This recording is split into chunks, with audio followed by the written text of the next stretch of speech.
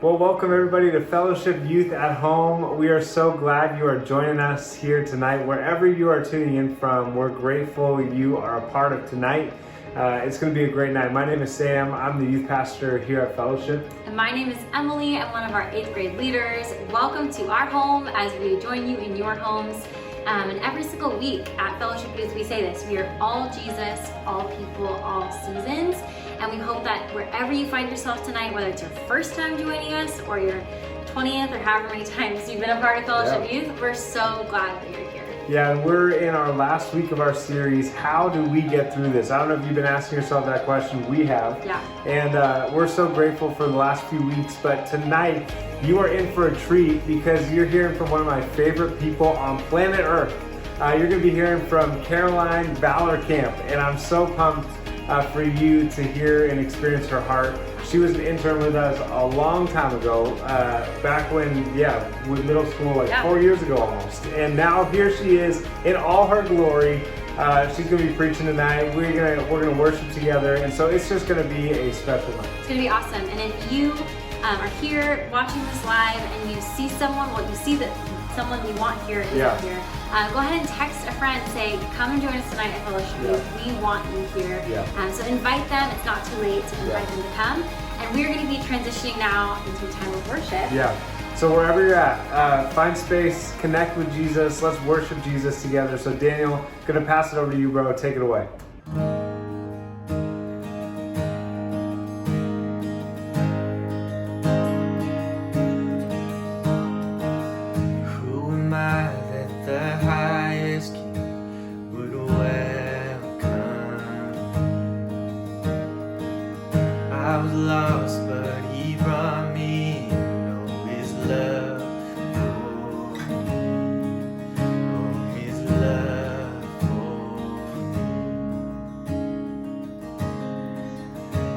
The sun sets free, oh, it's free indeed.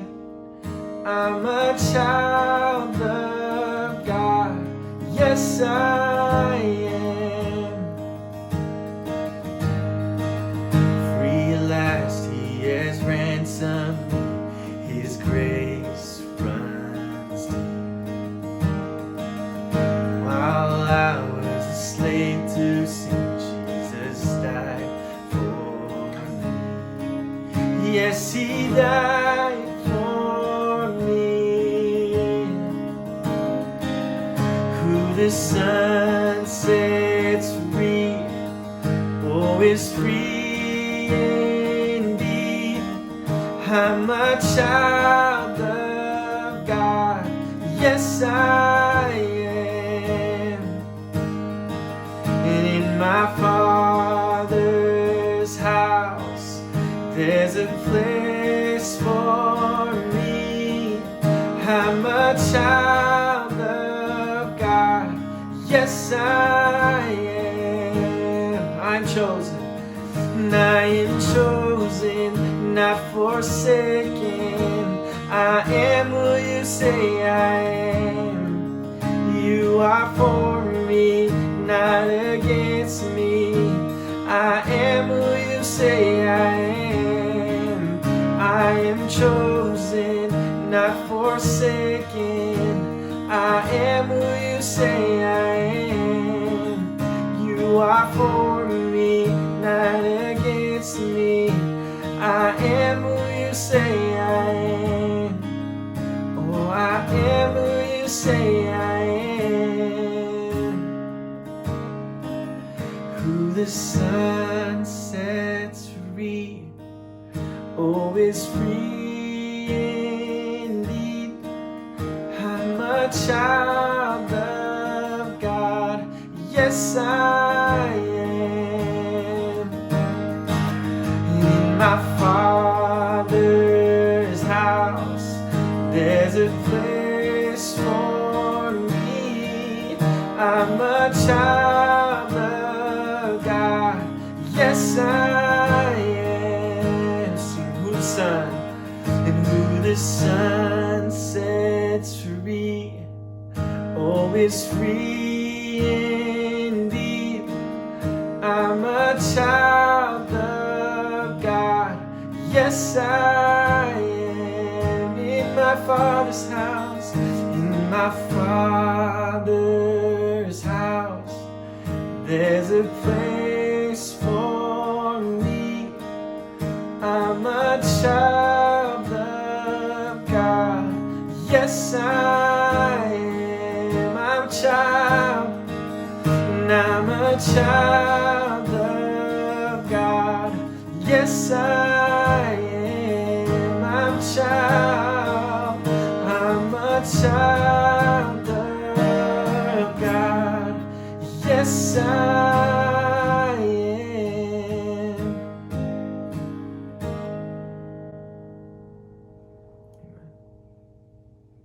Hello, Fellowship Youth. It is such an honor to be with you tonight on YouTube.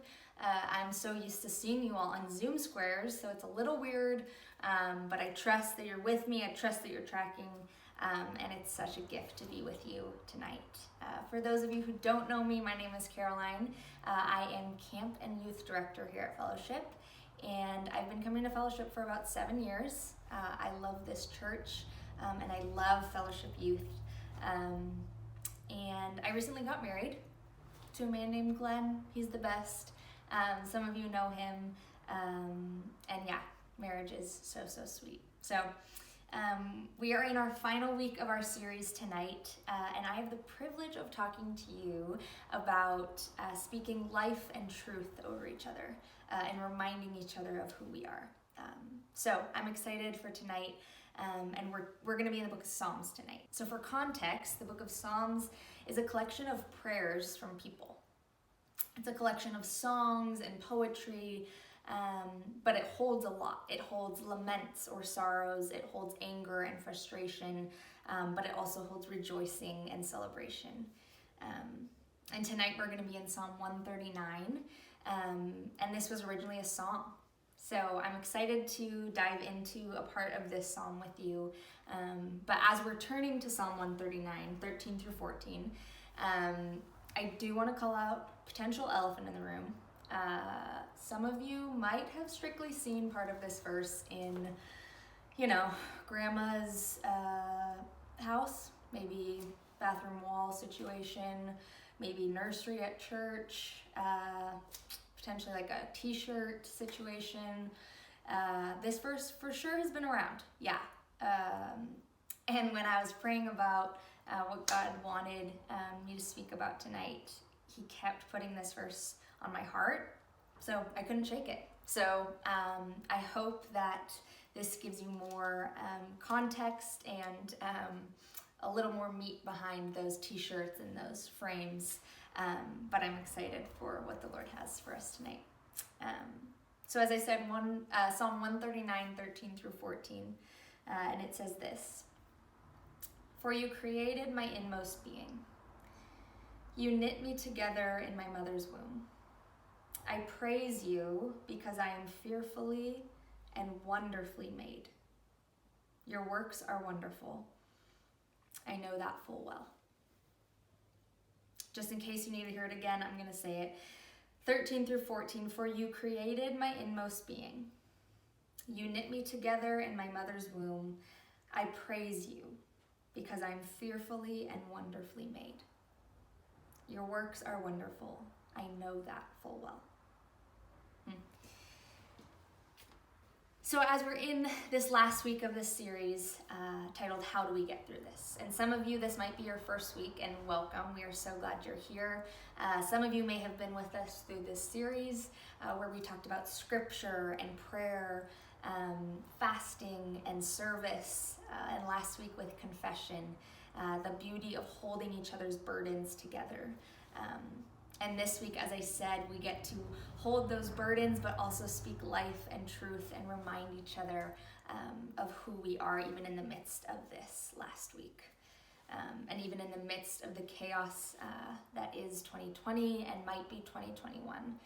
Guys, I'm here to tell you and remind you of who God says you are and who God says your neighbor is.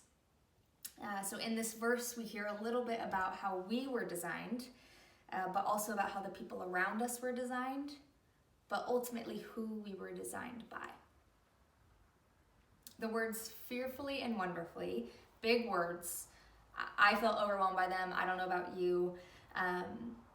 But the word fearfully, as I looked into it more and dove in more, it can also be defined as reverence, or respect or honor, deep, deep respect and honor.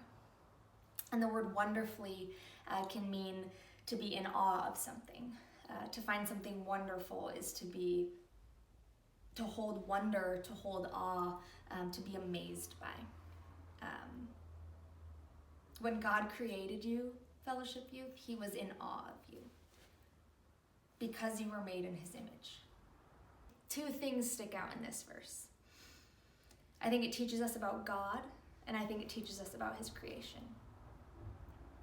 I think the more we know about God, the more we know about His creation. And I think the more we love God, the more we love His creation.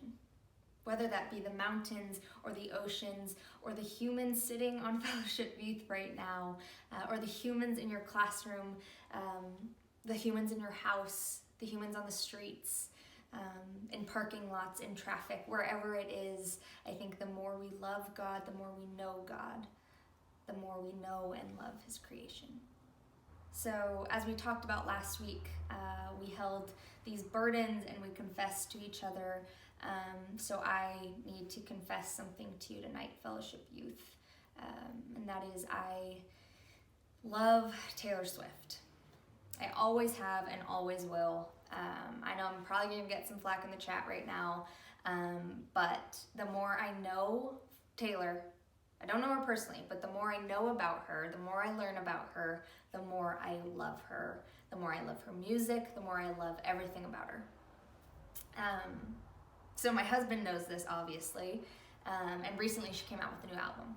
If you are a Taylor Swift fan, you might know that when you're listening to Taylor, it's full throttle, you're dancing or crying, singing loudly. It's a whole production, at least for me. So we're driving, and all of a sudden Glenn just turns down the music abruptly, which again, rule number 1 of marriage, don't turn down Taylor Swift. And he turns it down and he says, "Do you really like this album?" And I'm like, blown away by that question, A. He said, "Do you think this album is good, or do you think it's just because Taylor made it?" Again, blown away. And really was stopped in my tracks on that one. He said, "If someone else had made this album, do you think you would still think it was good?" And at first, I was silent, a little confused by the question, because I felt like he was questioning my integrity and my love for Taylor. But as I thought more about it, I admitted, I don't know that I would have liked the song if it wasn't connected to Taylor. If Taylor had not created the album, can't be sure I'd love it. And I think because I love Taylor, I loved this album. And as I listened to it more, I fell in love with the lyrics. I fell in love with the musicality, the melodies. But it stemmed from this love for Taylor. It stemmed for this knowing of Taylor. And friends, I do think the same can be true with God. If I love God, I also love what He creates. I love what He's created. I need to start from a place of love, friends. If I'm fearfully and wonderfully made, I can trust that I am good and worthy because of who created me. But friends, I can also trust that those around me, that my neighbors are good and worthy because of who created them.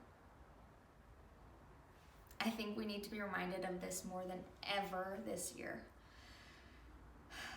How do we get through this season? I think we speak life over each other.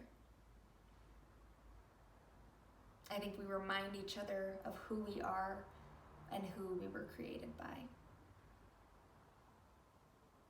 I think we remind each other that we are wonderful and loved, worthy daughters and sons.